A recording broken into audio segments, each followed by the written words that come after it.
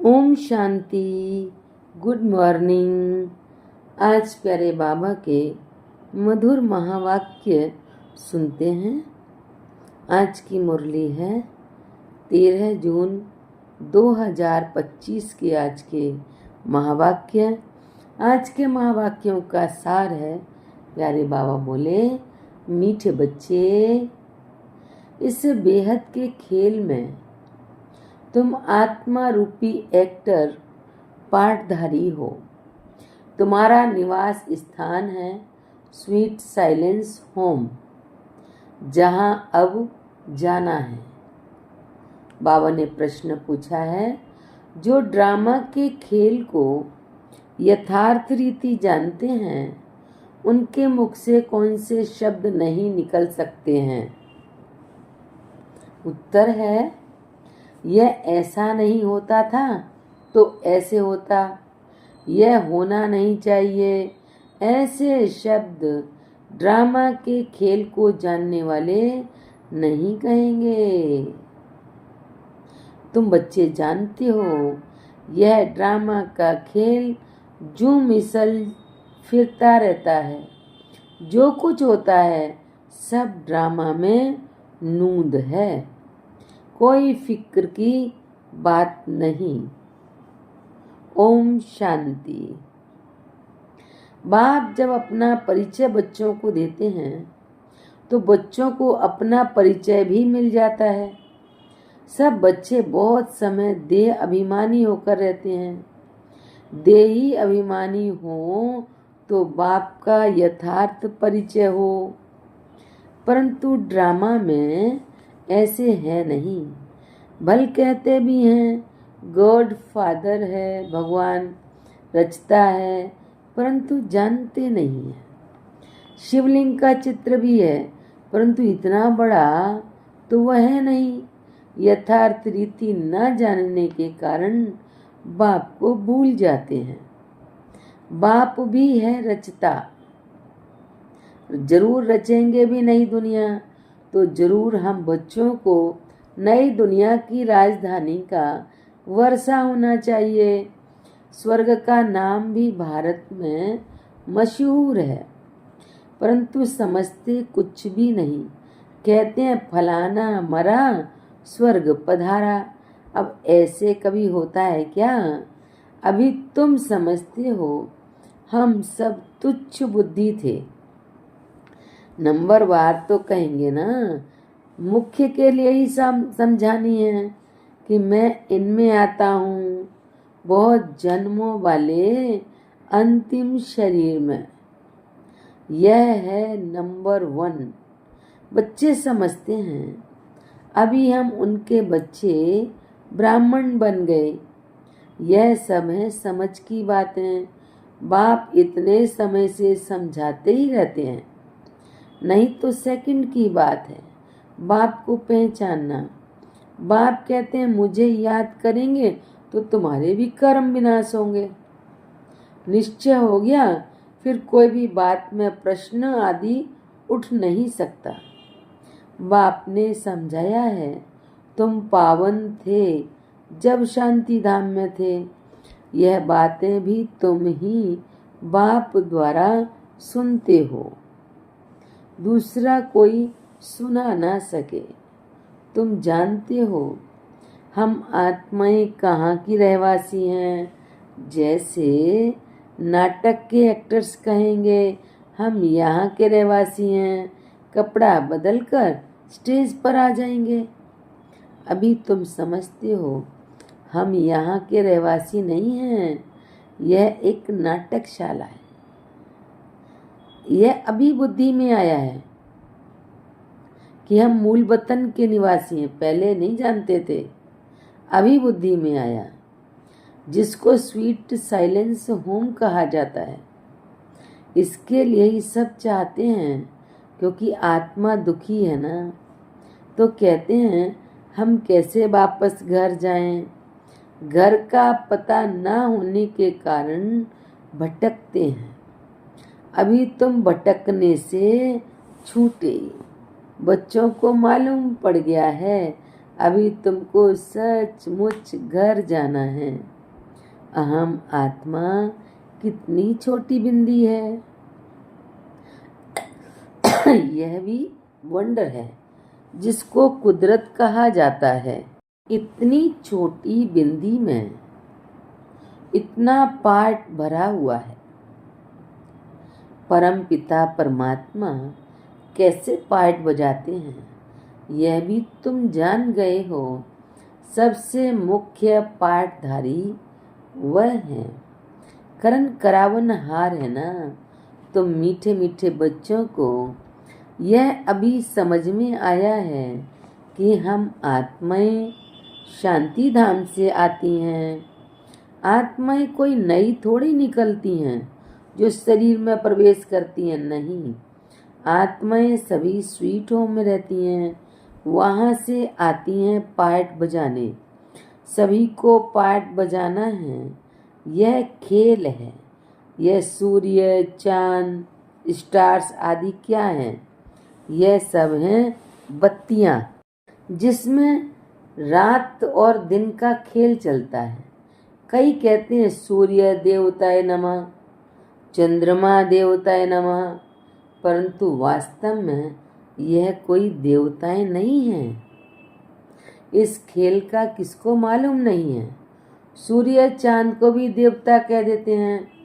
वास्तव में यह इस सारे विश्व नाटक के लिए बत्तियां हैं। हम रहवासी हैं स्वीट साइलेंस होम के। यहाँ हम पार्ट बजा रहे हैं। यह जूं मिसल चक्र फिरता रहता है।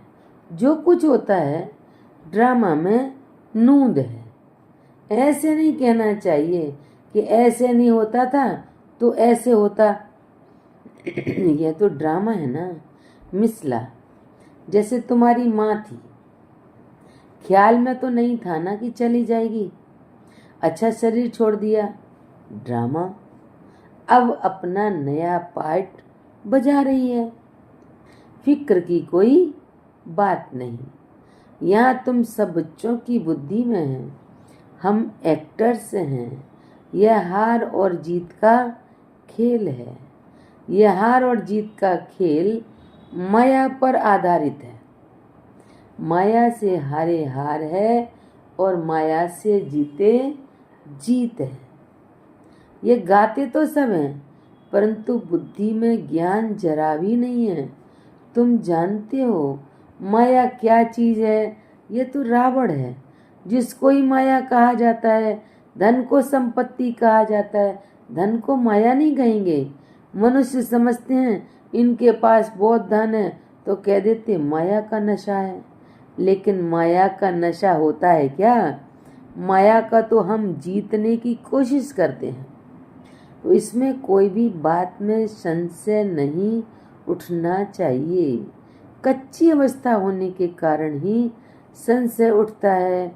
अभी भगवान वाच है किसके प्रति? आत्माओं के प्रति। भगवान तो जरूर शिव ही चाहिए जो आत्माओं प्रति कहें। श्री कृष्ण तो देहधारी है, वह आत्माओं प्रति कैसे कहेंगे? तुमको कोई देहधारी ज्ञान नहीं सुनाते हैं? बाप को तो देह है नहीं और तो सबको देह है। जिनकी पूजा करते हैं उनको याद करना तो सहज है। ब्रह्मा विष्णु शंकर को कहेंगे देवता, शिव को भगवान कहते हैं। ऊंचते ऊंच भगवान, उनको देह है नहीं। यह भी तुम जानते हो। जब मूल वतन में आत्माएं थीं तो तुमको देह थी नहीं, तुम आत्माएं थी। यह बाबा भी आत्मा है, सिर्फ वह परम है। इनका पाठ गाया हुआ है, पाठ बजाकर गए हैं, तब ही पूजा होती है। परंतु एक भी मनुष्य नहीं जिसको ये मालूम हो 5000 वर्ष पहले भी परम पिता परमात्मा रचता आया था। वह है ही हेवनली गॉड फादर। हर 5000 वर्ष बाद कल्प के संगम पर वह आते हैं, परंतु कल्प की आयु लंबी चौड़ी कर देने से सब भूल गए हैं। तुम बच्चों को बाप बैठ समझाते हैं। तुम खुद कहते हो बाबा हम आपसे कल्प कल्प मिलते हैं और आपसे वर्षा लेते हैं, फिर कैसे गंवाते हैं? यह बुद्धि में है। ज्ञान तो अनेक प्रकार के हैं, परंतु ज्ञान का सागर भगवान को ही कहा जाता है। अब ये भी सब समझते हैं विनाश होगा जरूर। आगे भी विनाश हुआ था, कैसे हुआ था ये किसको भी पता नहीं है। शास्त्रों में तो विनाश के बारे में क्या क्या लिख दिया है। पांडव और कौरवों की युद्ध कैसे हो सकती है? अभी तुम ब्राह्मणों संगम युग पर, ब्राह्मणों की तो कोई लड़ाई है नहीं। बाप कहते हैं तुम हमारे बच्चे हो, नॉन वायोलेंस, डबल अहिंसक। अभी तुम निर्विकारी बन रहे हो। तुम ही बाप से कल्प कल्प वर्षा लेते हो। इसमें कुछ भी तकलीफ की बात नहीं। नॉलेज बड़ी सहज है। 84 जन्मों का चक्र तुम्हारी बुद्धि में है। अभी नाटक पूरा होता है, बाकी थोड़ा टाइम है। तुम जानते हो अभी ऐसा समय आने वाला है जो साहूकारों को भी अनाज नहीं मिलेगा, पानी नहीं मिलेगा। इसको कहा जाता है दुख के पहाड़। खूने नाहक खेल है ना। इतने सब खत्म हो जाएंगे। कोई भूल करते हैं तो उनको दंड मिलता है। इन्होंने क्या भूल की है? सिर्फ एक ही भूल की है, जो बाप को भूले हैं।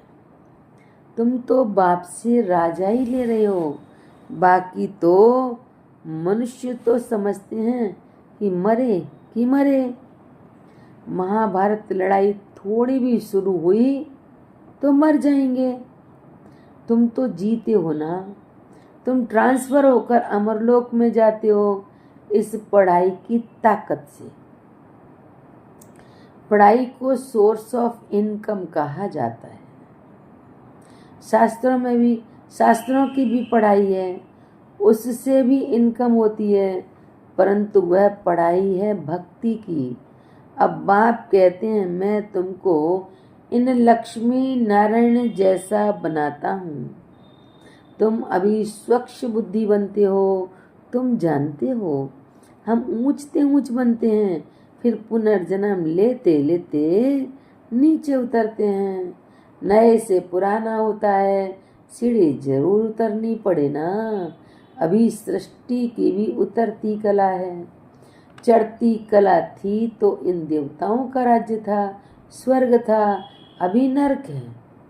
अभी तुम फिर से पुरुषार्थ कर रहे हो स्वर्गवासी बनने के लिए। बाबा बाबा बाबा बाबा करते रहते हो।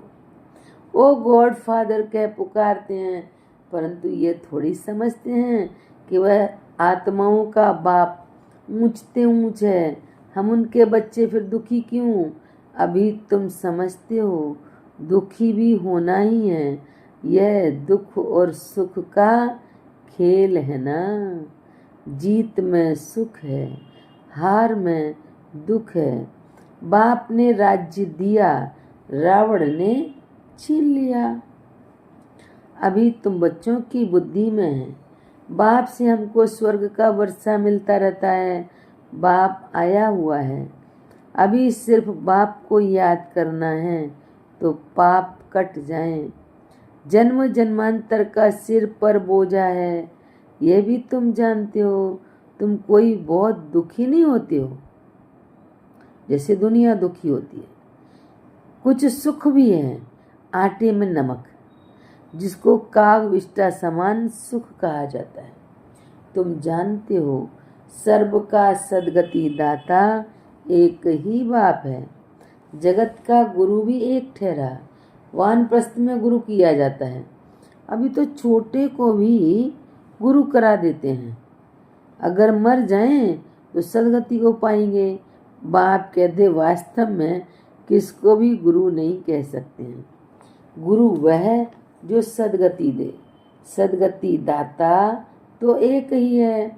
बाकी क्राइस्ट, बुद्ध आदि कोई भी गुरु नहीं।